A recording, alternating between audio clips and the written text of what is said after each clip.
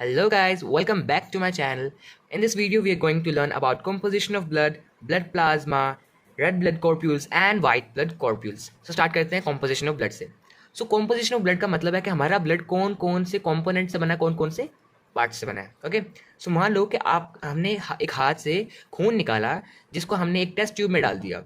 अब एक ऐसी मशीन आती है जो आपको अपनी स्क्रीन पे दिख रही होगी, तो इसके अंदर डालते हैं तो ये गोल गोल घुमाती है, गोल गोल गोल गोल घुमाते हैं ना. फिर काफ़ी टाइम बाद जब इस टेस्ट ट्यूब को बाहर निकालते हैं तो हमारे पास कुछ ऐसा डाटा शो होता है जिसमें 55% प्लाज्मा होता है, जो कि हम पढ़ने वाले हैं आगे ब्लड प्लाज्मा में, and 1% platelets and white blood cells होता है, एंड 44% रेड ब्लड सेल्स होता है. स्टेप होते कैसे हैं? सबसे पहले तो हम अपने खून को विड्रॉ करते हैं अपने ऑर्गन से, कोई भी पार्ट से ना. फिर उसे एक टेस्ट ट्यूब में डालते हैं, फिर एक सेंट्रीफ्यूगल फोर्स लगती है जो उसे घुमाती है बहुत जोरों से यहाँ पर, जो उसी की वजह से हमें ये एक ऐसा डाटा शो होता है. प्लाज्मा में water, ions, waste, proteins, nutrients, gases, इतना सब कुछ होता है. तो अब इसके बारे में पढ़ना भी हमें ज़रूरी है. सो ब्लड प्लाज्मा क्या है? ब्लड प्लाज्मा एक ही, बिकॉज ये ब्लड में पाया जाता है इसलिए हम इसे ब्लड प्लाज्मा भी कहते हैं. ब्लड प्लाज्मा एक लिक्विड कंटेंट है, जैसे हम कहते हैं फ्लूइड पार्ट ऑफ ब्लड. मतलब दोनों का एक ही है, फ्लूइड भी लिक्विड ही होता है ना. Liquid content and fluid part of A blood. मान लो ये हमारा एक ब्लड सेल है, इतना सब कुछ है, लेकिन इन सब के काम क्या है?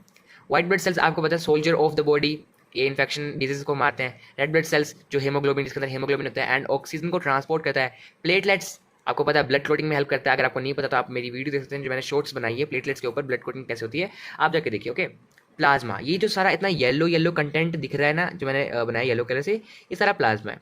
एंड एक मैट्रिक्स होता है. मैट्रिक्स ऐसा होता है जो इस पूरे सेल को बचाने का काम करता है, लेकिन ठीक है, मैट्रिक्स हमारे सेल को बचाता है. अब प्लाज्मा के बारे में पढ़ लेते हैं कि प्लाज्मा के अंदर है क्या. सो 90% इसके अंदर H2 है. मतलब भाई पूरा 90% तो पानी से भरा है, तभी तो इसे हम लिक्विड एंड फ्लूइड पार्ट कहते हैं ना.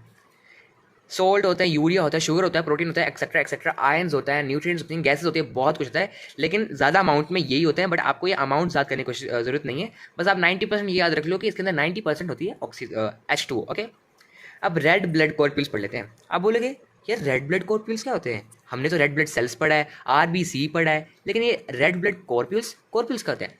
तो आपको बता दूं कि कॉर्पल्स को हम बायोलॉजी के लैंग्वेज में सेल्स ही बोलते हैं. ओके, तो हम रेड ब्लड सेल्स ना बोलकर हम इसे रेड ब्लड कॉर्पल्स बोल सकते हैं, जो कि ज़्यादा टेक्निकल हो जाता है. ओके, अगर आपको पसंद है तो आप बोल सकते हैं, वरना इतने इंपॉर्टेंट नहीं है. इन्हें हम एक और नाम से भी जानते हैं जो कि है इरेथ्रोसाइट्स. अब मुझे पता नहीं कि मेरी प्रोनाउंसिएशन इसमें सही है कि नहीं, बिकॉज ये बहुत ज़्यादा कॉम्प्लिकेटेड है. मैं चाहता हूँ कि आप रेड ब्लड सेल्स से याद रखो, जैसे red blood corpuscles will be a great option. So इसे छोड़ दो, मुझे भी नहीं पता क्या ये नाम है, वैसे प्रोनाउंसिएशन नहीं पता. शेप जो है वो बाइकनकेव की होती है. अब एक बात बताता हूँ, रेड ब्लड सेल होते हैं ना, वो उनकी ज़िंदगी बस 120 दिन होती है. जब वो छोटे होते हैं तो इनके अंदर न्यूक्लियस प्रेजेंट होता है, लेकिन जब ये मैच्योर होते हैं तो इनके अंदर से न्यूक्लियस एब्सेंट हो जाता है, पता नहीं कहाँ चल जाता है. एंड 120 दिनों के बाद ये मर जाते हैं. ऑब्वियसली जिंदगी इतनी इनकी. रेड ब्लड सेल्स रेड क्यों है आपको बताया था, बिकॉज हीमोग्लोबिन एंड हीमोग्लोबिन में आयरन होता है, एंड आयरन को जब भी हम जलाते हैं, CO2 है ना यहाँ पर, कार्बन एंड ऑक्सीजन, जिसकी वजह से बर्न करता है, तो वो रेड शो होता है. मैंने आपको पिछली वीडियो में भी बताया हुआ है. ओके, बस इतना ही है, ज़्यादा नहीं है. Okay, white blood कॉर्पल्स.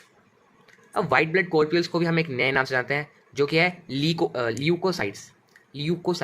इसका नाम आप याद कर सकते हो बिकॉज ये थोड़ा इजी है, वो थोड़ा ज़्यादा हार्ड था. Leucocytes is easy to pronounce. Okay, अब इसके अंदर भी दो टाइप होते हैं जो ये दो दिख रहे हैं आपको. एक है ग्रैनुलोसाइट्स एंड दूसरा है एग्रैनुलोसाइट्स. इसमें ग्रैनू है, इसमें एग्रैनू है. ओके, थोड़ा हार्ड है बट आई नो कि आप याद कर लोगे.